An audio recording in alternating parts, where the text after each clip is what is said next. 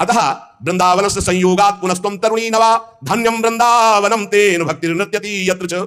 धन्य है वृंदावन जहां भक्ति सर्वांग पुष्ट होकर नृत्य कर रही। परंतु वृंदावन में भी तुम्हारे पुत्रों को यहां कोई पूछने वाला नहीं, ग्राहक नहीं।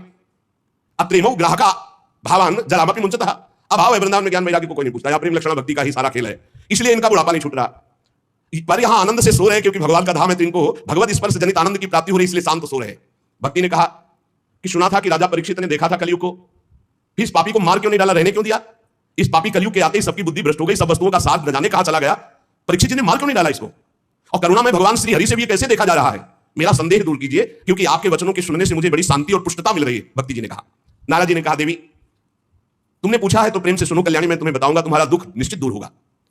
जिस दिन भगवान श्री कृष्ण इस भूलों को छोड़कर अपने परम धाम को गए, उसी दिन से संपूर्ण साधनों में बाधा डालने वाला एक कलयुग आ गया। उसी दिन से कलयुग आया जिस दिन भगवान परम धाम को अंतर्धाम हुए, द्वापर कांत।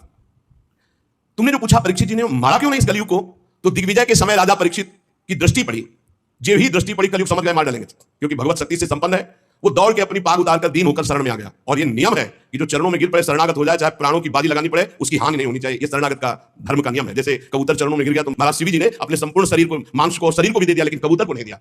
वो दीन के समान शरण में आ गया। अब जब शरण में आ गया तो मारा नहीं जा सकता। फिर देखा कि ये तो सब का सारग्राही है।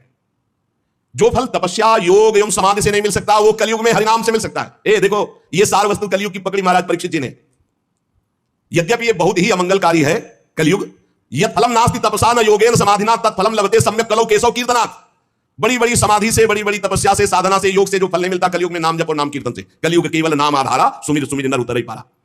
ये सारहीन होने पर भी महाराज परीक्षित ने एक बात देखी कि जो 10,000 वर्ष तपस्या और समाधि और साधना से फल, वो भगवान नाम कीर्तन और जब से कलयुग में सहज में प्राप्त हो जाएगा, इसलिए इसको नहीं मारा। पहले तो शरणागत हो गया, और दूसरी बात इसमें बड़ी जोर की एक बात देखी कि जो 10,000 वर्ष समाधि तपस्या योग यज्ञ आदि से, वो यहां सहज में नाम जप से, नाम कीर्तन से प्राप्त हो जाएगा।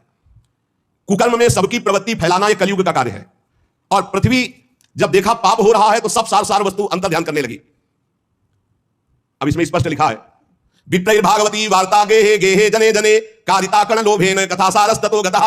श्रीमद् भागवत में आगे लिखा है कि जो आपकी कथा सुनाते हैं भूरिदा जना, वो बहुत बड़े दानी है भगवत कथा सुनाने वाले। विप्रैर भागवती वार्ता गेहे गेहे जने जने कारिता कण लोभेन कथा सारस्ततो गतः। तो कैसे गृहस्थी चलेगी प्रवक्ता की? श्री कृष्ण से योगक्षेमम वहां में हम भगवान चलाएंगे। तो श्री कृष्ण देंगे, कैसे देंगे श्री कृष्ण?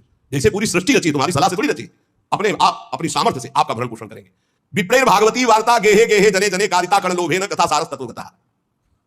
कण कण के लोभ से, अन्न के, वस्त्र के, धन के, रुपया के, मान प्रतिष्ठा के लोभ से कथा बेचने लगे तो कथा का सार चला गया। अत्युग्र भूरि कर्माणो नास्तिका रौरवाः जनाः तेपि तिष्ठन्ति तीर्थेषु तीर्थसारस्ततो गतः। ये तीर्थों में घोर